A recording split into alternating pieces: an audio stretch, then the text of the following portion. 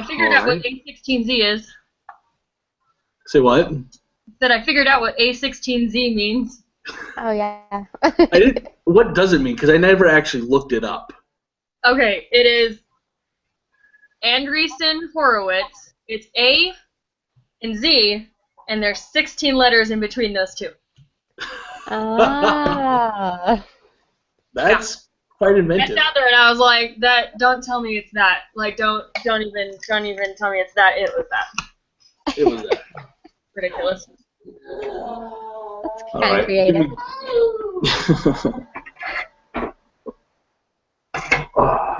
Sorry, my son wants more peaches. Oh. Okay, there we go. All right, so let's get this started. Would anybody like to offer a word of prayer? I can do it. So, all right. Our dear Heavenly Father, at this time we come before Thee in prayer to give thanks for all of our many blessings and for this wonderful technology that we have to be able to meet together as a group and to discuss case studies, that we may grow and learn in our education and become closer to Thee. We give thanks again for all of our many blessings, and we pray that the Spirit will be with us to guide us and direct us and to let us have some fun. We say this in the name of Thy Son, Jesus Christ. Amen. Amen. Okay. Yes, hold on. Sorry. Now the other one wants more. They're like twins. One gets one, the other one has to have it. Oh. First. Does anybody have any spiritual thoughts or ideas after reading some of the case? Hang on just 1 second.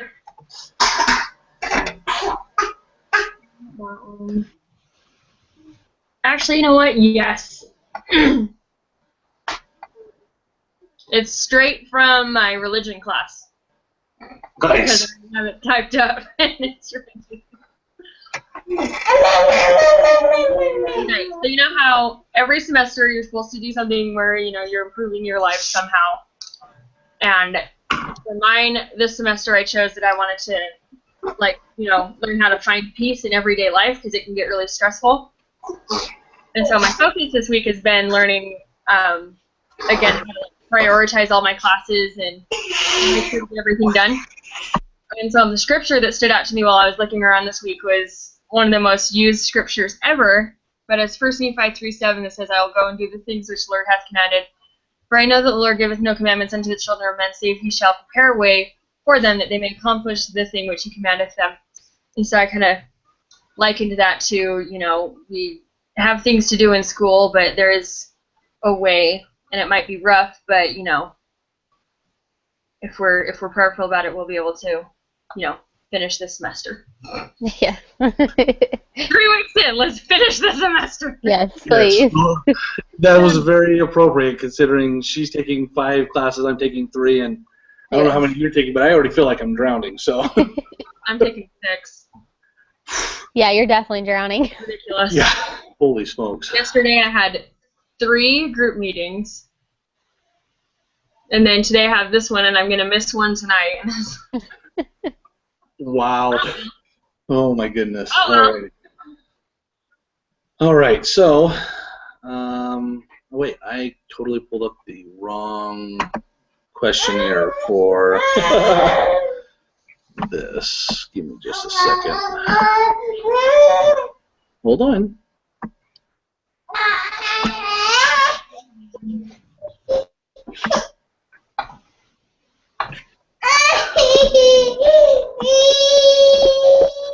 Sorry. Hold on 1 second. Oh.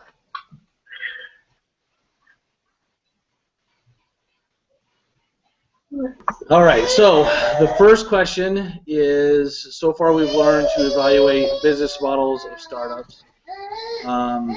What was the VC industry, was the VC industry attractive for A16Z to enter in 2009? What was the competition like at the time, and what was the typical fate of a new entrant in this industry?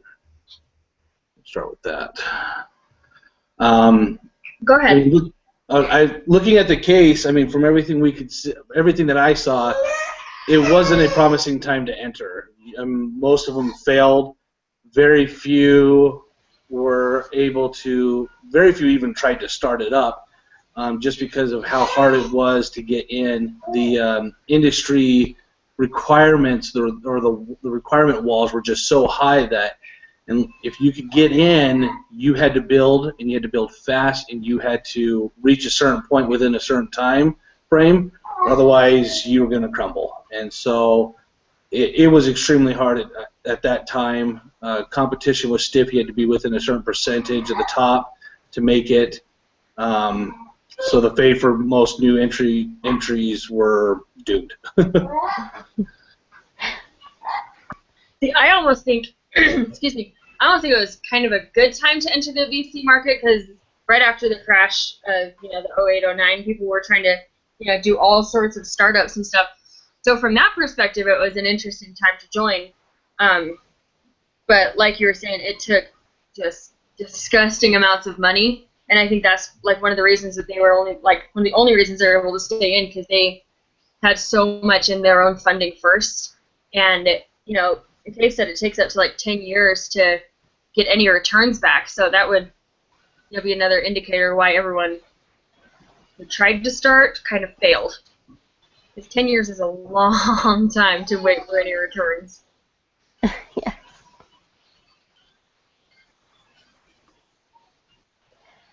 Yeah, I definitely agree. I think they mentioned that only 3% of VCs covered 95% of the market. So, like y'all were saying, you had to be at the top to even be successful. Right.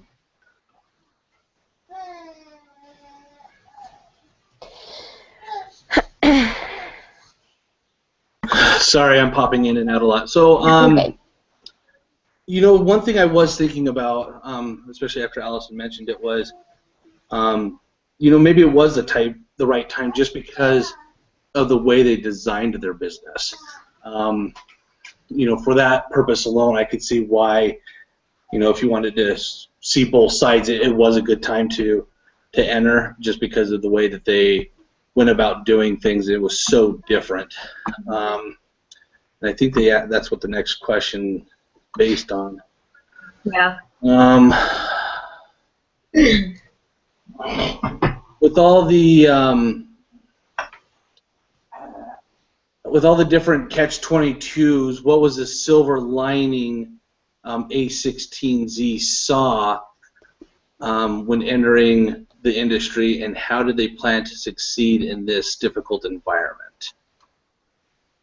So, I don't know if anybody wants to start off on that one. Well, I think the previous question kind of leads into that a little bit, where the silver lining that they saw was a bunch of people were all of a sudden wanting to start all their own companies, and they saw all of this excitement and movement in the market all of a sudden.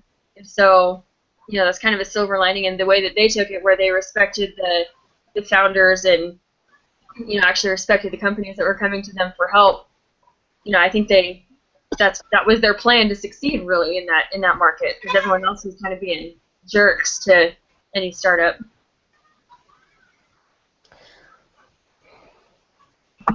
Yeah, I agree with that. I think that's the silver lining, is they took a different approach to it. They took the approach of the businesses that they were trying to fund, and a lot of the businesses they were funding were based on social media. And so they took that approach, which no other VC has ever taken, and ran with it. And I think that really worked out for them. They got so lucky. They got Facebook and Google and LinkedIn, and Twitter, and oh my goodness. Yeah, and what else did they get? They also got Instagram. Yeah. Yeah. So. And even what's that one that used to be popular? I know Skype. Zynga or something. Yeah. Yeah. So. What's really interesting about those is this case took case back in took place in like 2009. And honestly, I think that things like Instagram and Twitter and things like that, those things have only become popular in the past like 3 or 4 years. Like, have become hugely successful and widely used. So that's kind of a long wait. It was at least 5 years before they started probably seeing any like good returns out of those. Yeah. Yeah, but at the same time that they've been gaining money the entire 5 years, and now that it's really taken off, they're like rolling the dough. Exactly.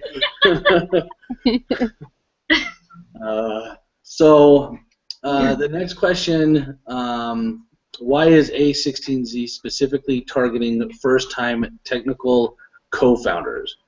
How has the cost of tech startups impacted the VC industry? That's kind of a difficult question because each one's got their own cost. Mm-hmm. I mean, and the nice thing about technology is depending on what you are doing and what you know, I mean, you could shoestring the company and start, very minimal amounts, but then other ones cost hundreds of thousands of millions of dollars to get going. So, I don't know.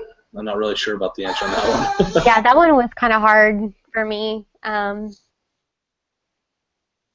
thought it was interesting that I don't even know if this is really relevant to this question, but they talked about seed investing, which I guess is investing small amounts into those companies to leverage success and build on a good reputation. I don't know. That's what I put for that one because that question was a little bit difficult for me. And I think, especially in the area that they were at, down in Silicon Valley, everything has to do with tech. And so it's highly competitive down there. So that would definitely impact the cost, especially in that area.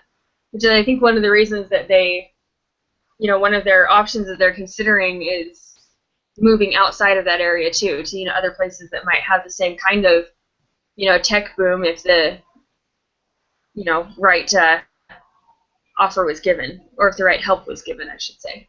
Yeah.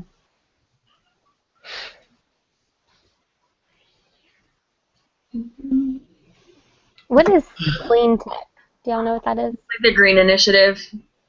Oh, okay. Like sustainable cars, electric cars. Taking old computers and looking down some of the parts and reusing them, stuff like that. Oh, okay. Let's see. What choices do technical co-founders have for financing that they did not have a decade before? Thinking about that one, well, the technology was so much slower that the financing, you needed so much more financing just to get it started, and the wait times before you got any kickback was so much longer that most people didn't do it. And if they did, they had to gather it from so many different people that it really bogged some of the technical companies down to even kind of go. Yeah, and a lot of people, because of that, it's basically the exact same thing that you just said, that I just lost my train of thought. People are a lot more willing, now that they see how fast technology moves, that they're a lot more willing to try and get in on the ground level, and be a lot more accepting and listen to different offers, because tech moves so fast that if you don't get in quick, you could be done. Like, that could ruin you pretty quickly. Yeah. It's risky, but that's just how technology has to work. And I think that they mentioned that they did have they had more choices later because, hold on, let me find the paragraph.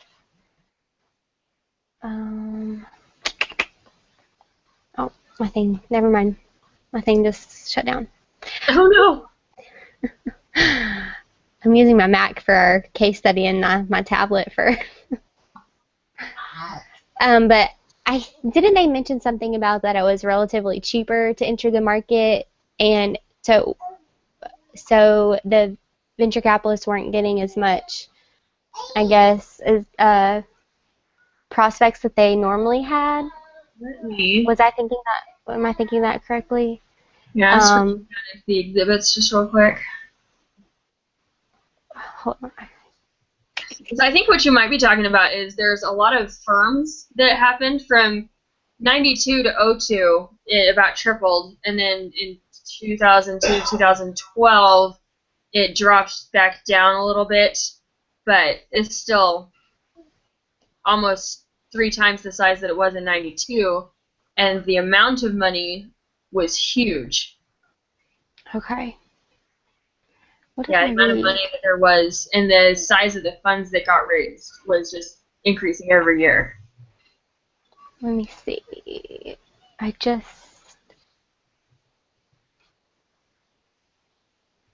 Okay, here we go. Several developments that were disrupting the VC industry. The cost of launching an internet business had dropped dramatically, due largely to open source software, cloud infrastructure, and internet distribution. As a result, entrepreneurs were able to postpone seeking Series A investments. So I guess that those were competing with the VCs. They were getting angel groups, incubators, and crowdfunding. Yeah. Oh yeah, that was kind of the time where angel groups started forming. Yeah. I thought that was interesting. Mm-hmm. And super angels, they coined that term. You're bunching them together, raise a lot of money. Awesome. All right. Well, I apologize for the baby crying. Oh, no problem. The next question is think of source as the ability to get funders to come to the door seeking money. How does the way A16Z treat this founders different from the way traditional VC treats them? Will this increase, decrease, have no effect on the number of potential deals A16Z sees compared to the competition?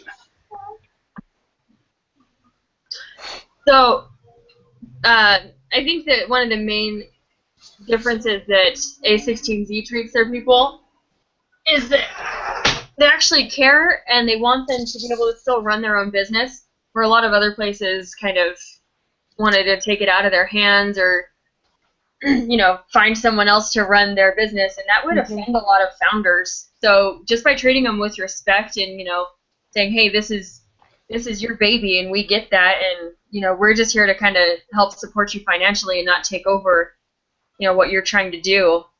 They got a lot more deals that way because they're, those people that they did invest with, they would go tell their friends who had good ideas, and it just led a lot more people to them. Yeah, for sure. Like, they mentioned how they didn't want to be like the normal VC, how they would come in late, distracted, wouldn't pay attention to the entrepreneurs for his presentation, and they wanted to be the opposite of that. So I thought that was pretty cool. One thing I read that I made a note of that I thought was really cool is they brought in some of the bigger companies, like HP and Dell and all these other companies, and they say, hey, look at these small companies. These are some ideas that could help your business. Would you be willing to help us invest in this company? And I thought that was really cool that they used the social media and to get the big names in, and then pitch. After being pitched an idea, they turned around and pitched that same idea to another corporation to get additional funding. And I think that really helped them because I don't think any other firm was willing to draw out as much time and effort as they did to get their potential client or potential investments money. Your hair looks so pretty. So sweet. But yeah, they focused a lot on creating networks that would benefit their clients, I guess you would call them. So, even if they didn't want to invest in them, they'd be like, hey, these people over here, they could help you out too. And I thought it was really interesting that a lot of the other VCs were so disrespectful. Like, I know that it's the entrepreneurs, the people who have these great ideas, coming to them and, like, asking them for money, but, like, there's no reason to be rude about it. You know, that just didn't make any sense. Still doesn't.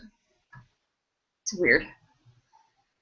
Well, not only were they rude, but they mentioned something in there about how a lot of VC firms, you know, the co-produce or the co-founders and the higher up people didn't like to share information. They were out for their next big score, and it was just them, and they didn't, you know, where, you know, A16Z, it was more of a community of, hey, I'm talking to so-and-so, what are some ideas? I mean, everybody was open communicated, or open to open communication and doing whatever it took to get somebody into their firm, or, you know, to invest in somebody. And so they were always looking for the best ideas, and I think that's another way of drawing. They were able to draw in a lot more people too, is because they, you know, I mean, they said that, you know, they went through 3,000 companies, you know, interviewing 3,000 companies, and yes, they may not have invested in all of them, but they were able to draw in so many more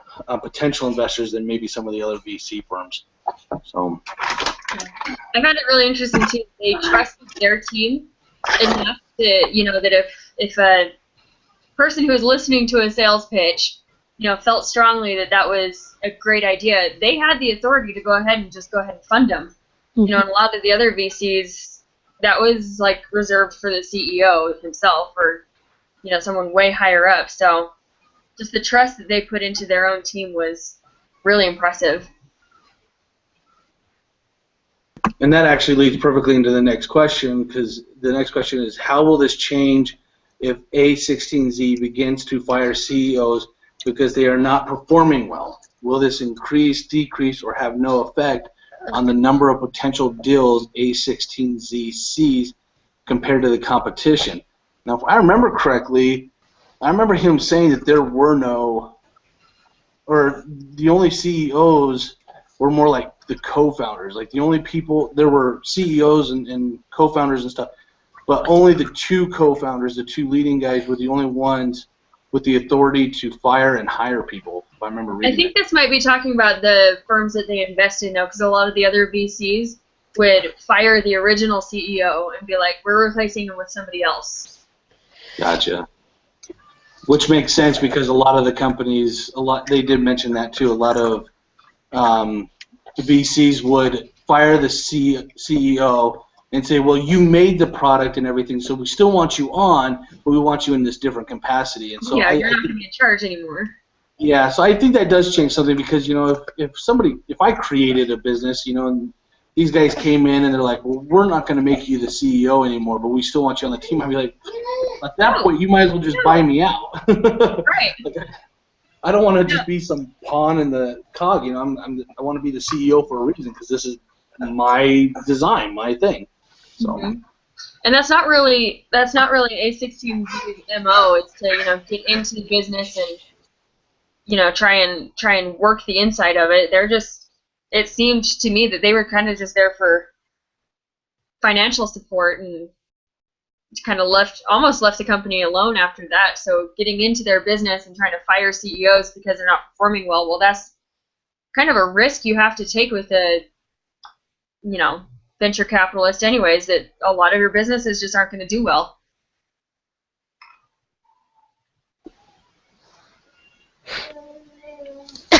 Excuse me. Sorry, my baby's upset. Oh, y'all and your babies. So maybe I'm thinking of this differently, but I could maybe this would decrease the number of potential deals compared to the competition, just because I feel like they have kind of built that reputation of maybe trust. I don't really know. Maybe I'm not thinking of this right, but no, I totally agree with you.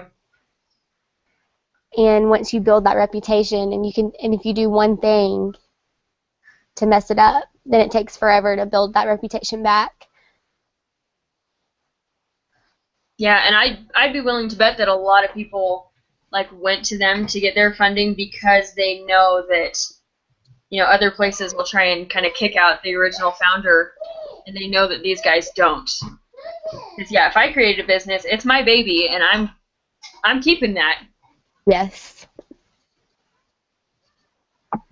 All right. So, and I think we've kind of touched on it, and maybe we can expand a little bit more. But so, how does this operating team help A16Z source? Like help them pick winning companies. Does it increase the odds of getting more high quality deal flows? If so, why? And does it affect A16Z's ability to pick winners?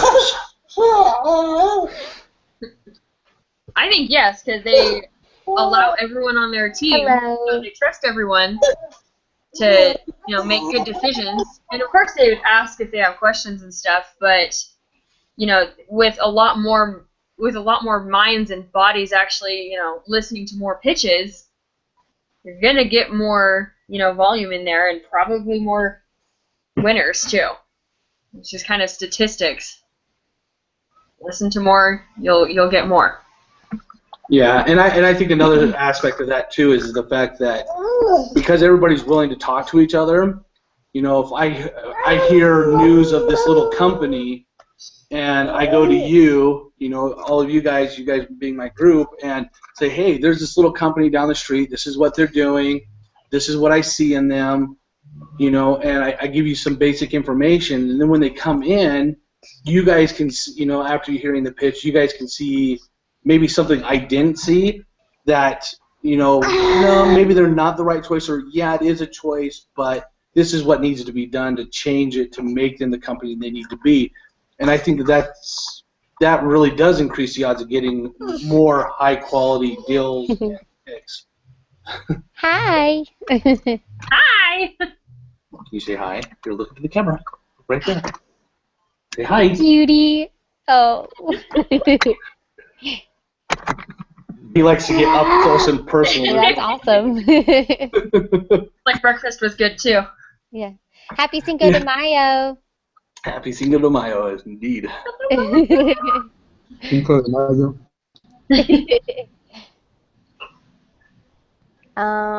So I did make a note on this that they mentioned that they wanted to be helpful to their technical partners but not serve as a crutch. So I thought that was cool because maybe oftentimes when you do have a startup, this is just my train of thought. Like if I were to start up something and I had someone as a partner, like an investor, like a VC, I might use them as a crutch, might use their advice and lean on them. But they have the mindset of just being helpful and not serving as a crutch. Mm-hmm. Yeah, they don't seem the ones to invest in and try and like be a partner. Yeah. Or tell them what to do. Because there's no way that, if one associate in their company has, 10 different clients that they're looking after, there's no way that they could kind of know the ins and outs of every single business that they have invested in or even know what's best for it necessarily, because they just don't have the time to put into that. Yeah, and actually I was looking over my notes as we were talking, and the other thing that I think also helps is the fact that they were always finding new relationships, whether it was engineers, designers, manufacturers, whatever it may be, they were finding new relationships to help them find these better picks. Yeah. So I think that also helps them a lot. Definitely.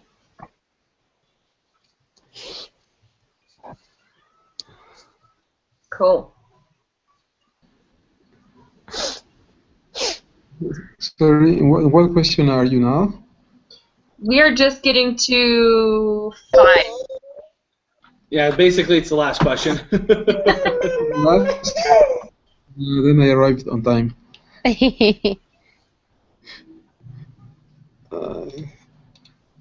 This computer frozen. Technology is my friend. Not really. Yes.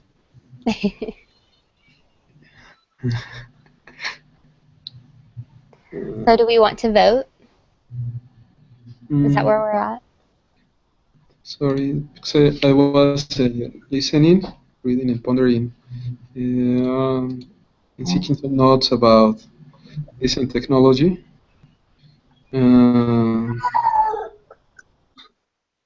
Yes.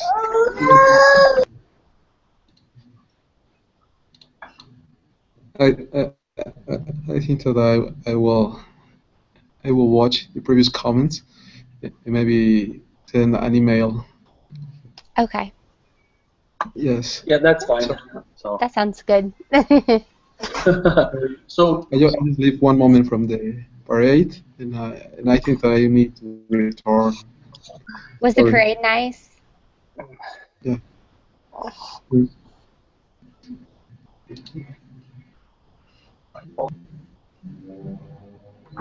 okay. So what I'll do is I'll go ahead and I'll in the group discussion I'll post the link there, and then Are Lewis, those you kids the can. same age? Sorry, say that again. Are your babies the same age? Owen is 3 years old. Uh-huh. He's the one crying. Alexis is 16, almost 17 months old. Whoa. But Owen has got Down's syndrome, and so his capacity right now is about the same age as hers, about 18 months. So it's like raising twins, and He's a doll. Oh my goodness. yeah, and unfortunately, Owen was also adopted, and his mom was very short, and so they're actually almost the exact same size too. I was gonna say they look about the same size. Yeah. So, yeah, I got my hands full. So, but hold on. So, but yeah, I'll post that, and then Lewis, you can read it, and then send us some thoughts and emails and stuff. So, or post it on the discussion board as well. So.